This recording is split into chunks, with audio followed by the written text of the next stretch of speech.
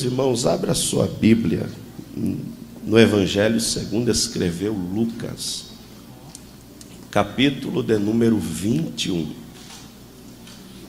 O versículo é o de número 11. Quem aguenta aqui 20 minutos de palavra? Eu vou perguntar de novo, tá bom? Quem aqui aguenta 20 minutos de palavra?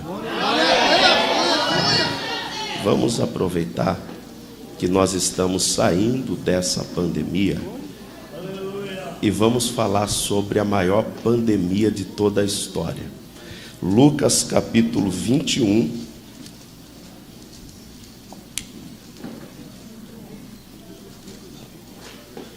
O versículo é o de número 11. Quem encontrou, diga glória a Deus. Glória a Deus. Quem ainda não encontrou, diga aleluia. Eita, o pastor achou, eu sei, calma. Escolha 2 irmãos e dê um sorriso pentecostal para ele, bem bonito. Não, tem gente que não sorriu, irmão. Pastor, por que sorrir? A Bíblia diz que um coração alegre aformoseia o... Essa é a hora de você que é feio ficar bonito. Vamos lá.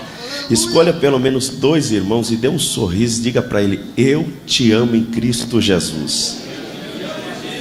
Isso. Pastor Alex, só um instantinho aqui. Anunciar um carro. Gol DPX 6072. Tira lá do portão, por favor. Gol DPX. A cidade é Jandira. Amém? Todos encontraram, digam amém. Nos diz assim, capítulo 21, o versículo é o de número... Capítulo 21, versículo 11, nos diz assim: e haverá em muitos lugares enormes terremotos, epidemias horríveis e devastadora falta de alimentos. Então sucederão eventos terríveis e surgirão poderosos fenômenos celestes. Podem-vos assentar, meus irmãos, por gentileza. Eu confesso para a igreja do Senhor que eu sou muito admirador de algo que, se aqui no nosso meio 10 pessoas admirarem a mesma coisa do que eu acredito ainda que é muito. Eu sou muito admirador de estrutura. Dependendo da estrutura, faz com que eu fique segundos ou até minutos observando a mesma. Uma estrutura, por exemplo, de uma usina, se tem algo que faz eu reduzir a velocidade do carro numa rodovia, é quando eu avisto de longe uma usina. Parece uma cidade, irmãos.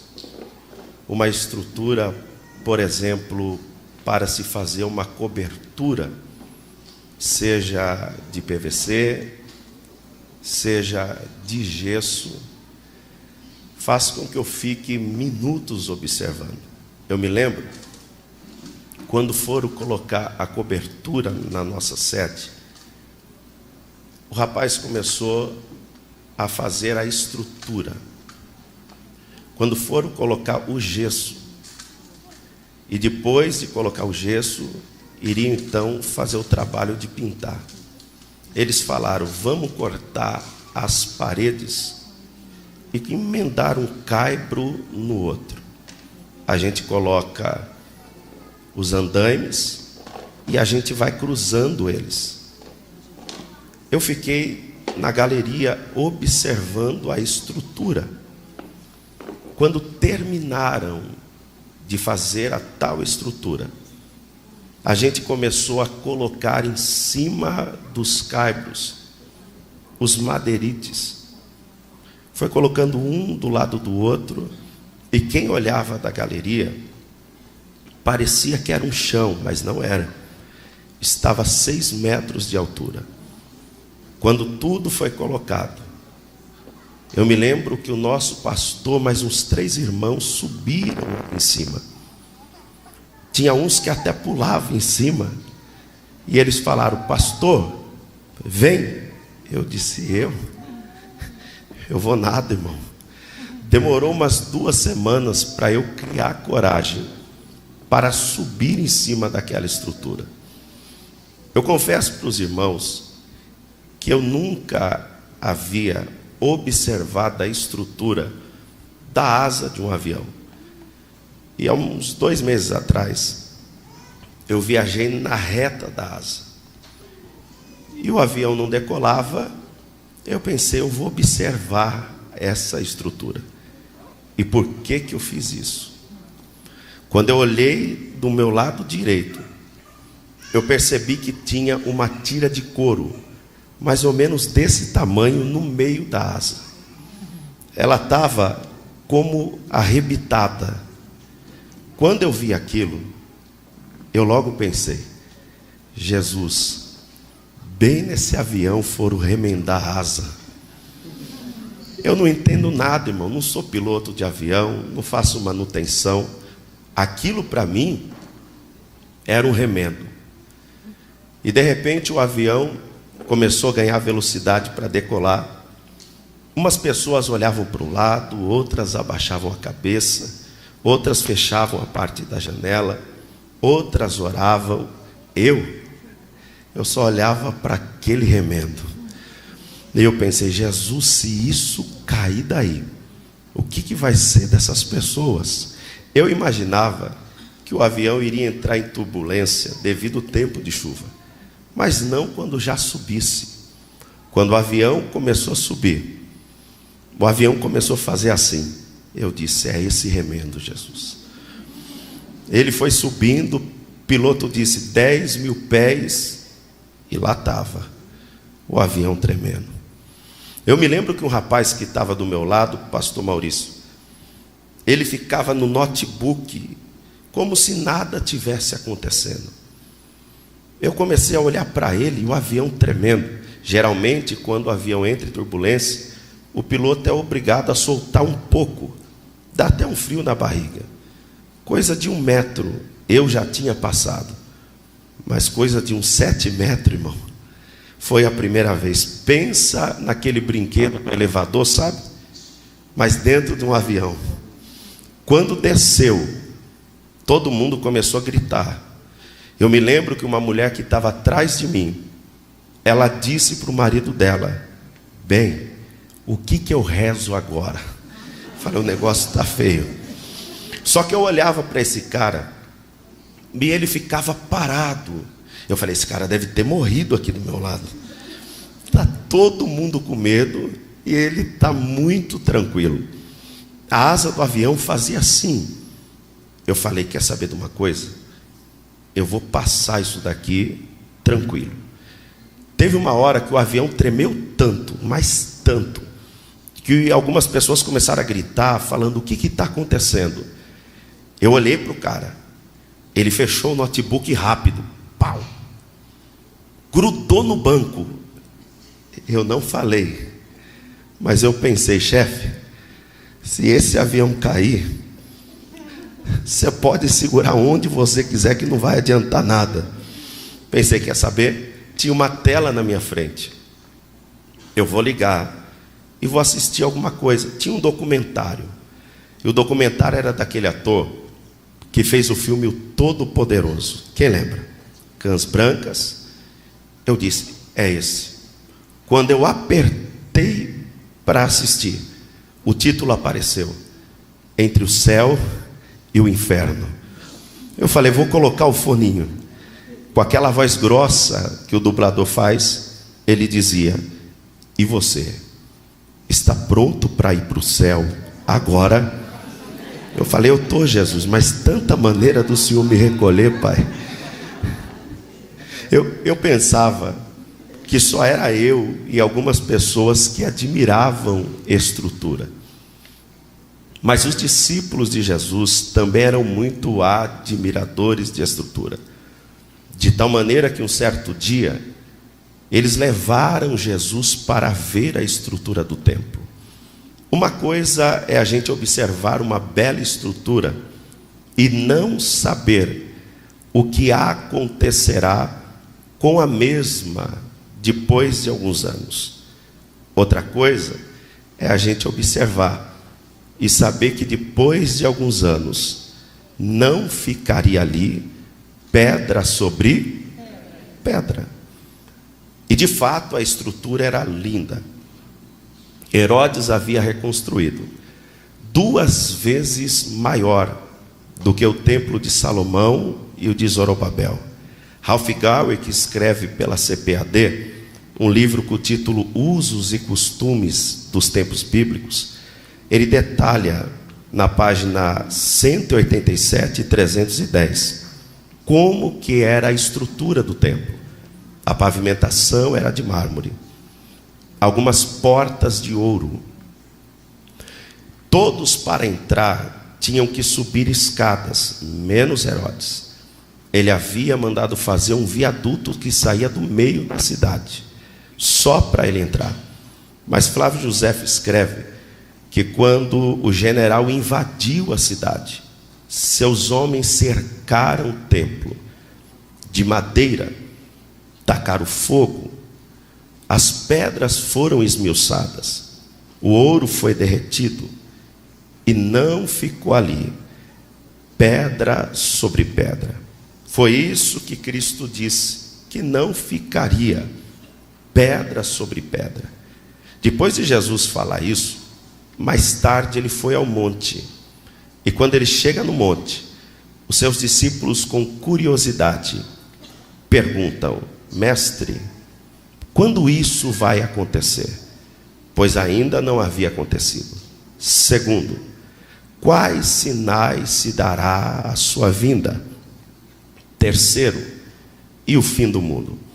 Jesus então começa a pregar para os obreiros em uma reunião de obreiros. Jesus diz: acautelai-vos, que ninguém vos engane, pois muitos virão dizendo: eu sou Cristo. E Jesus começa a falar sobre os sinais. Um dos sinais que Jesus fala é sobre os terremotos, aonde no Japão diariamente acontece aproximadamente 100 terremotos. É claro que numa escala de 2,4, em tal ponto que as crianças na escola já sabem como lidar em meio a um terremoto. A estrutura dos prédios no Japão são feitas com amortecedores e molas, para que quando vier o terremoto, não venha rachar o prédio. Só na Itália, no ano de 2019, aconteceu aproximadamente 14.000 terremotos. Não precisa ir longe, irmãos. Aqui no Brasil mesmo, ano passado, no final de agosto, o Nordeste tremeu, numa escala de 4,6. Um outro sinal que Jesus dá, ele fala acerca da fome, aonde a ONU divulgou que por ano morre aproximadamente 9 milhões de pessoas com fome. Infelizmente, 8 milhões delas são crianças, infelizmente. Jesus também fala da guerra, aonde o mundo sofreu com 2 grandes guerras, a primeira e a Segunda Guerra Mundial, aonde milhares e milhares de pessoas morreram. Mas um dos sinais que Jesus dá chama muito a minha atenção pelo momento que nós estamos enfrentando. Jesus fala sobre pestes, em alguma versão, pestilência, em outras, epidemias horríveis. E eu sei muito bem que muitos dos que estão aqui ficaram perdidos no começo dessa pandemia. Eu falo muitos porque ninguém estava preparado para vivenciar isso. Você já imaginou que para cultuar você tivesse que usar máscara, passar álcool em gel, manter o distanciamento? Muitos ficaram perdidos no coloca máscara, tira máscara, coloca máscara. Parece até aquele filme do Jack Chan, né? Coloca casaco, tira casaco, coloca máscara, vai no mercado. Eita, esqueci a minha máscara.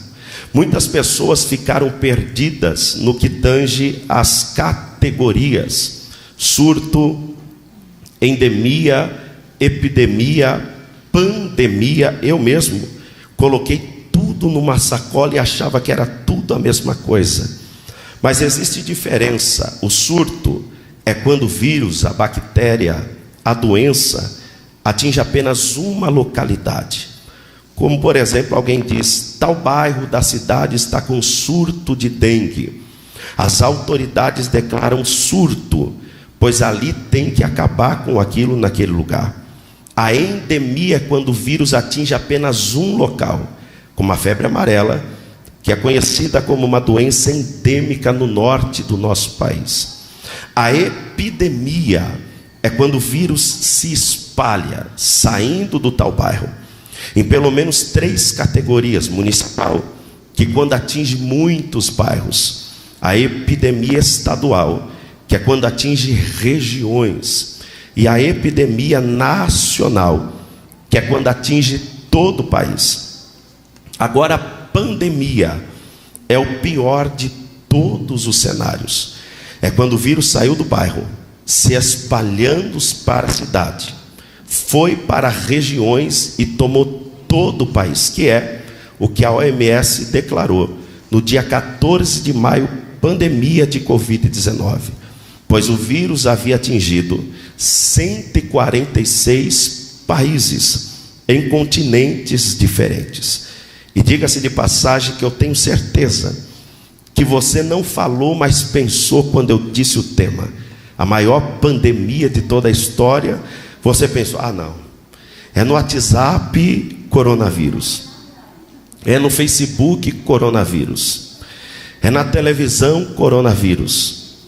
E aí eu venho para o Abala Valinhos e o pregador vem pregar, é ou não é, irmão? Deu até risada sobre o coronavírus. Eu tenho certeza, pastor, que a maior pandemia de toda a história é a Covid-19, e não é. Existiram outras pandemias que marcaram gerações. Eu não sei se você já ouviu falar da praga de Justiano, que matou aproximadamente 30 milhões de pessoas. A peste bubônica, que matou aproximadamente 70 milhões de pessoas. É claro que nós estamos vendo o resultado da Covid-19. Entenda o que eu estou pregando. Enquanto nós estamos aqui, tem gente chorando, tem gente entubado, tem família que o médico disse: olha, não sei se passa de hoje, mas a Covid matou até hoje aproximadamente 1.900.000 pessoas. A peste bubônica matou 70 milhões de pessoas.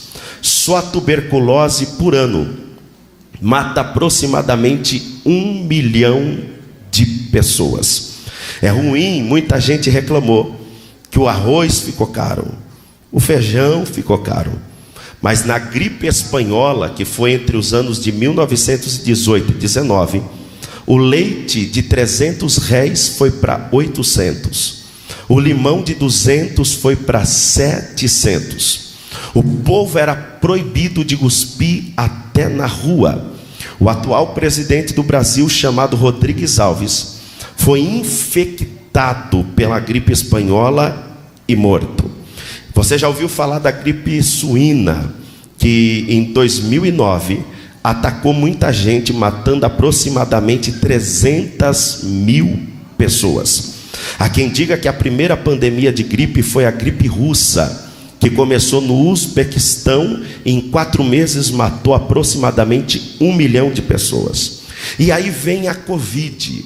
Algumas pessoas espirram, as outras têm dor de cabeça, as outras febre, outras dor no corpo. E eu tenho certeza, irmão, que aqui no nosso meio, desde o começo da pandemia até hoje, pelo menos umas 10 pessoas foram infectadas.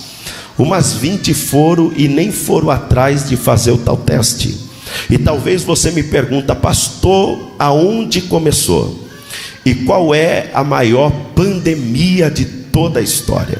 A maior pandemia de toda a história não foi a gripe suína que começou no México. A maior pandemia de toda a história não foi a gripe russa que começou no Uzbequistão. A maior pandemia de toda a história não foi a gripe espanhola, que ainda que leve o nome de espanhola, há quem diga que começou nos Estados Unidos da América. A maior pandemia de toda a história não é a Covid-19 que começou em Wuhan, na China. A maior pandemia de toda a história começou no Éden e se chama pecado. Repito, a maior pandemia de toda a história começou no Éden e se chama pecado. Perceba que o pecado é a maior pandemia de toda a história, porque não foi um surto ficando no Éden, não foi uma epidemia se espalhando pela região, e sim a maior pandemia. Tanto que grandes como pequenos, como reis, como príncipes, princesas, rainhas, presidentes, governadores foram infectados pelo vírus chamado pecado.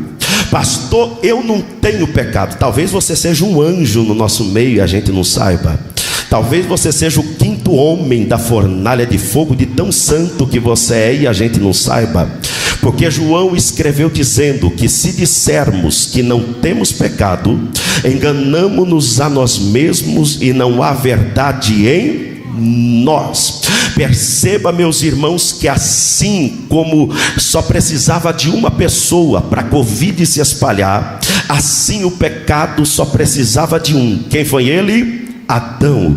Perceba que Deus disse: Adão, Adão, de todos os frutos você pode comer, mas do conhecimento do bem e do mal você não come, pois se você comer você vai morrer.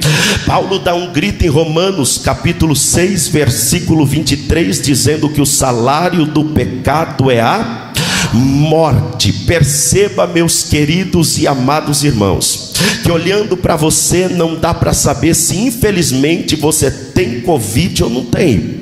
Há quem diga que depois que foi infectado 4 dias começam os sintomas. Há quem diga que é 7 dias. E olhando para você não dá para saber se você tem Covid ou não. Às vezes eu vou pregar em alguma igreja e quando eu vou cumprimentar a pessoa assim, a pessoa pega e gruda na minha mão. Esses dias atrás eu fui pregar numa igreja, eu fui cumprimentar, o irmão grudou na minha mão e disse: pastor, pode apertar minha mão que eu não pego Covid. Eu falei: rapaz, tem um monte de gente morrendo. Ele diz: mas eu não pego, eu sou cabra macho. Eu falei: cabra macho também pega. Ele diz: pastor, mas eu sou nordestino. Falei: nordestino também pega. Ele disse: pastor, eu sou crente. Eu falei: crente também pega. Eu disse: você não tem medo? E ele apertava. Ele disse: eu não. Eu falei: eu peguei. Ele: opa, pastor, como que é o negócio? Solta a minha mão. É por isso que você não pode deixar qualquer um entrar dentro da tua casa. É por isso que você não pode abrir a porta da tua casa para todo mundo. Às vezes você está abrindo a porta da tua casa para alguém que está infectado pelo pecado, e ele acaba espalhando para toda a tua casa. Pastor, mas ela é minha amiga. Amiga que entra dentro da tua casa para caluniar não é amiga, é demônio. Pastor, mas ele é meu amigão. Amigo que entra na tua casa para te arrastar para o pecado não é amigo, é demônio. Perceba que é de algumas pessoas você precisa manter o distanciamento social. A minha mãe dizia quando eu era criança: Alex, diga com quem tu anda que eu te digo quem tu é. De algumas pessoas a gente precisa manter o distanciamento social.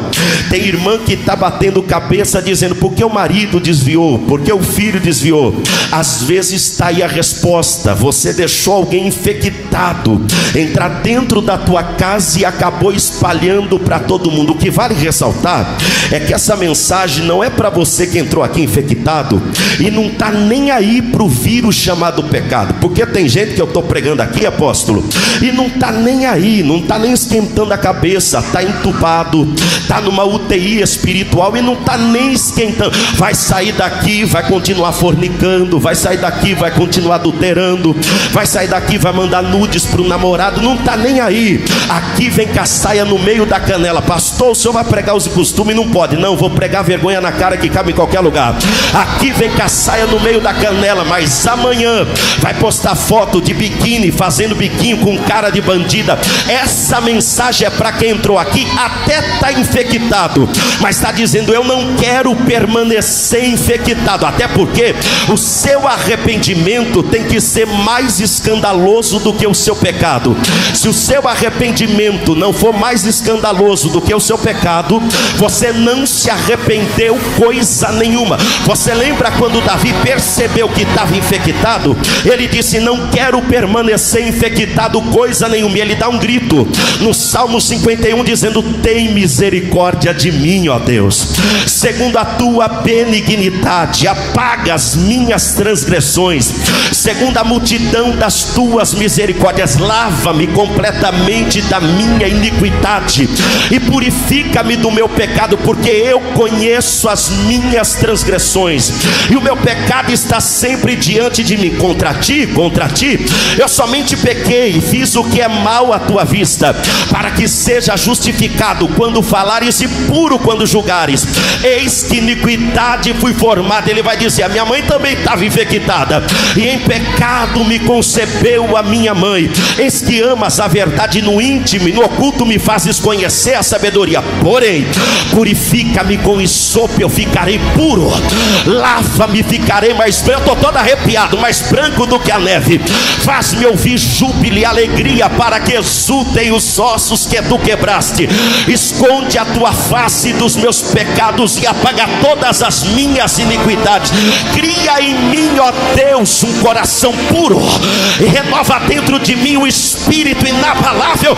Parece que eu vejo ele enchendo o pulmão de ar e ele dizendo: não me lances fora da tua presença e não retires de mim o teu espírito. Meus queridos irmãos, um dos sintomas de alguém que foi infectado pela Covid-19 é a dificuldade para se movimentar. Tem alguém que foi infectado que nem conseguiu sair da cama. É por isso que quando você procurar um crente uma semana e ele não vir para a igreja, procura 2, não está na igreja, procura 3, não está na igreja, pode correr atrás que talvez está infectado. Isso não vem de hoje, isso vem do Éden. Adão tinha comunhão com Deus, mas quando Adão pecou, Deus disse: Adão, Adão, aonde tu estás? Isolamento social, está escondido. O segundo sintoma de alguém que foi infectado pela Covid-19 é o calafrio. Tem gente que jogou edredom, 3 edredom, mais uma coberta e não conseguia ficar tranquilo, porque ficava com cara. É por isso que não adianta, apóstolo, vir pregador e ficar gritando: recebe, recebe, pega, pega, pega. Vai pegar o que, irmão? Ficou o dia inteiro no WhatsApp, o dia inteiro no Facebook, o dia inteiro cantando macho, o dia inteiro cantando mulher, só se for para receber demônio. Mas o terceiro sintoma de alguém que foi infectado é a falta de paladar. Teve alguém que colocaram picanha e ele disse: não tenho paladar, a comida até é boa, mas eu não tenho paladar. Vou fazer teu prato favorito, vou fazer uma macarronada com muita carne, muito queijo ralado, mas ele disse: eu não tenho paladar. É por isso que eu fico veiaco com crente que na hora da palavra abre a bolsa, crente que na hora da palavra vai comer coxinha, crente que na hora da palavra vai pro banheiro. Tem gente que é tão ruim que ele resolve ler a Bíblia na hora da palavra. palavra. Por quê? Porque a palavra é alimento, meu irmão. E se a palavra alimenta, a palavra sustenta, a palavra levanta, a palavra muda, a palavra transforma. Deixa eu ver quem está com o paladar bom, eu vou falando. A palavra revoluciona, a palavra impulsiona, a palavra impressiona. A palavra é pão, a palavra é leite, a palavra é azeite, a palavra é santa ceia, a palavra é distintivo de campeão, a palavra é escudo, a palavra é bloqueio, a palavra santifica, a palavra qualifica, a palavra edifica, a palavra vê, a palavra prevê, a palavra provê. E o salmista gritou dizendo que lâmpada para os meus pés é a tua palavra e luz para o meu caminho. Meus queridos irmãos, o antídoto para a Covid-19, o Reino Unido, Estados Unidos, a Rússia, o México, até o Brasil está tentando. O Dória está querendo colocar vacina em todo mundo, mas ainda não encontraram o antídoto para a Covid-19. O antídoto para a Covid-19 ainda não encontraram, mas o antídoto para o vírus chamado pecado já existe há mais de 2000 anos. Eu vou repetir que tem alguém que pegou ali e está de pé. O antídoto para a Covid-19 ainda não encontraram, mas o antídoto para o pecado já existe há mais de 2000 anos. E qual é, pastor?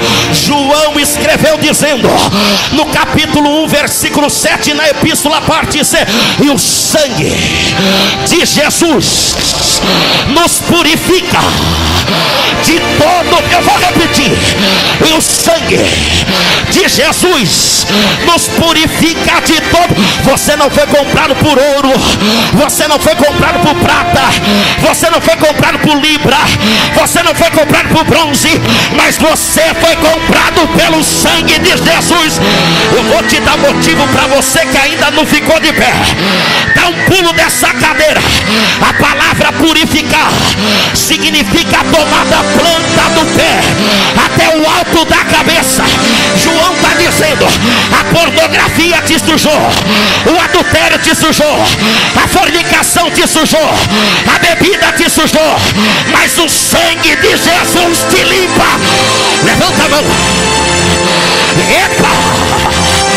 Epa! Epa! Eu já não estou normal aqui. É por isso que uma vez por ano tem o Black Friday. No Black Friday joga a geladeira, o preço lá embaixo. Joga o micro-ondas, o preço lá embaixo. Joga celular, o preço lá embaixo. Mas Black Friday de verdade foi na cruz. Black Friday de verdade foi no Calvário. Quem era mercadoria? Eu e você. O diabo olhava para nós e dizia: para esse eu tenho a cocaína, para esse eu tenho a maconha, para esse eu tenho a prostituição. Jesus abriu o braço e gritou: larga que eu compro sangue. Epa! Levanta a mão quem valoriza. Levanta a mão quem valoriza. Eu vou deixar você pega. Epa, tacataracaia. Remanaracalamanduria. Cabadassuriacanda. É por isso que o demônio te odeia. Sabe por que o demônio te odeia?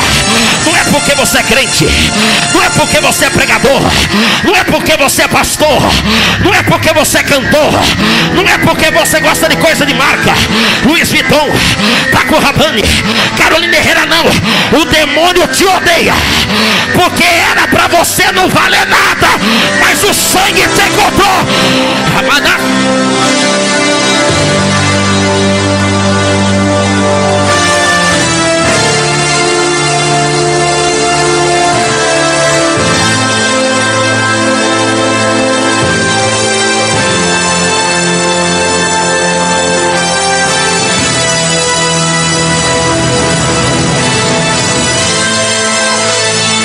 Você não entendeu não? Deixa eu te falar uma coisa. Quando Deus te escolheu, parece que eu vejo Deus olhando. Você não estava bonitinha como está aqui. Você não estava bem vestido como está aqui. Você estava com o nariz entupido de cocaína. Você estava com a cara cheia de cachaça. Você virava 3 noites na noia. Você vivia dentro do boteco arrumando briga. O diabo dizia: briga demais. O diabo dizia: cheira demais. E Deus disse: é esse que eu quero. O diabo diz: mas quer bater em todo mundo. Fica 3 dias virado e Deus disse: por isso que eu quero. Se ele faz tudo isso sem a minha presença, imagina na hora que eu encher da minha graça.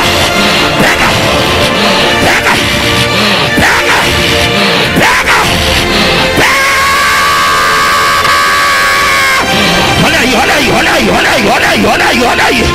Olha aí, olha aí, olha aí, olha aí, olha aí. Eu vou te dar um minuto.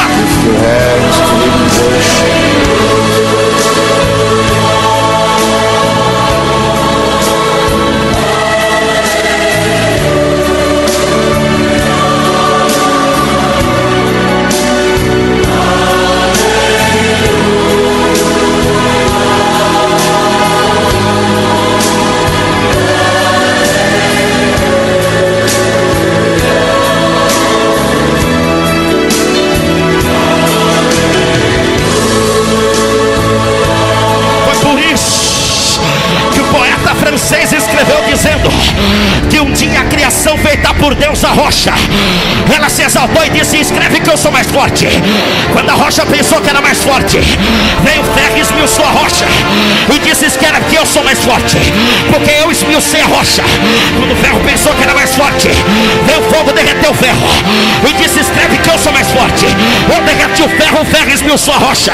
Quando o fogo pensou que era mais forte, veio a água, secou, apagou o fogo e disse: escreve que eu sou mais forte. Eu apaguei o fogo derreteu o ferro esmiuçou a rocha. Quando a água pensou que era mais forte, veio o sol, secou a água e disse: escreve que eu sou mais forte. Eu sequei a água apagou o fogo derreteu o ferro esmiuçou a rocha. Quando o sol pensou que era mais forte, veio a nuvem, tampou o sol e diz: aqui tu não reina. Eu venci o sol secou a água apagou o fogo derreteu o ferro esmiuçou a rocha. Quando a nuvem pensou que era mais forte, veio o vento, deu uma soprada e disse: escreve que eu sou mais forte. Eu venci a nuvem tampou o sol secou a água apagou o fogo derreteu o ferro esmiuçou a rocha. Quando o vento pensou que era mais forte, veio a montanha, parou o vento e disse: escreve que eu sou mais forte. Eu venci o vento venceu a nuvem tampou o sol secou a água apagou o fogo derreteu o ferro esmiuçou a rocha. Quando a montanha pensou que era mais forte, veio o homem, escalou a montanha e disse: escreve que eu sou mais forte. Eu venci a montanha venceu o vento venceu a nuvem tampou o sol secou a água apagou o fogo derreteu o ferro esmiuçou a rocha. Quando o homem pensou que era mais forte, veio a morte para o homem e disse: escreve que eu sou mais forte. Eu venci o homem venceu a montanha venceu o vento venceu a nuvem tampou o sol secou a água apagou o fogo derreteu o ferro esmiuçou a rocha. Mas quando a morte pensou que era mais forte, adivinha quem veio? Veio Jesus de Nazaré. Levanta a mão. Levanta.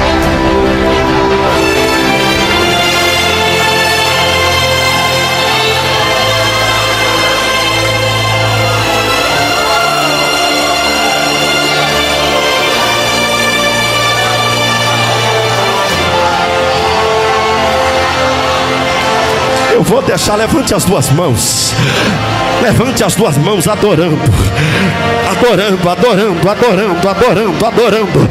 Que eu sinto que Deus desceu no Abala Valinhos para colocar crente que valoriza o sangue no colo, fazer massagem cardíaca espiritual e soprar no teu ouvido. Você não vai parar, você não vai morrer, você não vai estacionar. Eu estou te dando graça, eu estou te dando autoridade, eu estou te dando ousadia. Levanta, mas vai descer uma presença aqui, mas vai descer uma autoridade, apóstolo. E não é sobre a vida de qualquer um, não, é só sobre quem valoriza o sangue do... Já tem gente pulando ali atrás, já tem gente pulando ali no meio, já tem gente marchando aqui na frente. Pastor, eu quero pular, mas se eu pular eu vou escandalizar. Escandaliza nada. O que escandaliza é sair daqui pro motel, o que escandaliza é sair daqui e fumar maconha.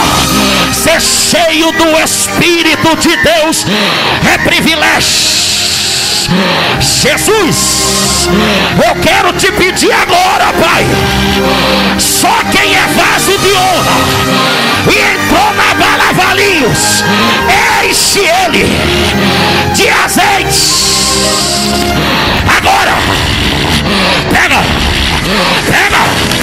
já pegou aqui no altar, já pegou ali no meio, já pegou ali no fundo,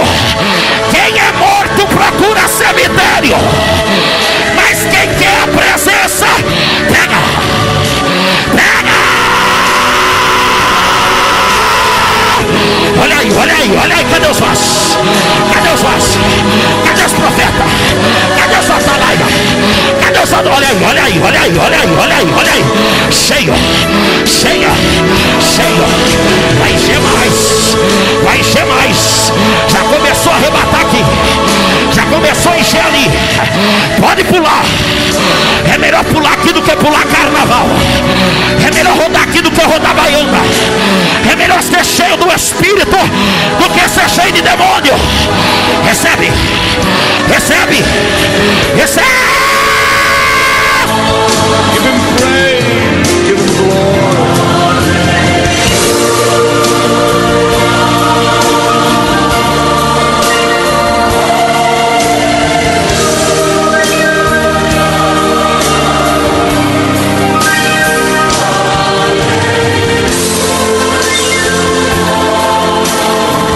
Levante as duas mãos bem alto. Levante as duas mãos bem alto. Adorando, adorando, adorando, adorando, adorando. Levante as duas mãos bem alto, bem alto. Você vai escolher um crente que valoriza o sangue do Cordeiro. Você vai, meu Deus do céu, mas vai descer uma presença aqui. Até você que é ruim de dar glória, vai dar glória. Até você que é ruim de dar aleluia, vai dar aleluia. É agora que o Espírito quer te batizar. Acaba na séria. Repatará calaxúria. Escolhe alguém e fica de frente com ele. Não toca na mão dele. Escolhe alguém e fica de frente com ela. Até porque distanciamento social você quebrou faz tempo. Escolhe alguém e fica de frente. Adorando, adorando, adorando, adorando, adorando. Ninguém fica sozinho. Ninguém fica sozinho. O único que vai ficar sozinho é o demônio. E perdeu mais uma. Prepara para sair daqui marchando. Prepara para sair daqui profetizando. O sangue do Cordeiro te arrancou da maconha. O sangue do Cordeiro te arrancou do forró. O sangue do Cordeiro te arrancou do pagode. O sangue do Cordeiro te arrancou da depressão. O sangue do Cordeiro te arrancou da síndrome do pânico. O sangue do Cordeiro te arrancou da pornografia. Fica de frente. Adorando, adorando, adorando, adorando, adorando, adorando. Eu vou contar até 3. E na hora que eu falar 3, você gruda na mão dele. Prepara para ser batizado. Prepara para ser renovado. Pastor, eu não vou pegar na mão, que eu estou com medo do Covid. Tá bom, tem que ter. Mas deveria estar com medo do adultério. Deveria estar com medo da prostituição. Deveria estar com medo da fornicação. Eu vou contar até 3 e você toca. Prepara para nunca mais ser o mesmo. Eu conto 1. Hoje Deus muda a tua história. Já tem gente sentindo. Já tem gente pulando. Eu conto 2. Prepara para tocar e ser cheio do Espírito de Deus. Eu conto 2,5. A presença de Deus está no abala. Eu conto 2,55. Prepara para tocar e ser cheio da presença de Deus. Eu conto 3. Pega. Olha aí, olha aí, olha aí, olha aí, olha aí, olha aí, olha aí, olha aí. Pegou. Pegou. Avara, valinhos. Corre, meu filho. Corre, meu filho. Corre, meu filho. Avara.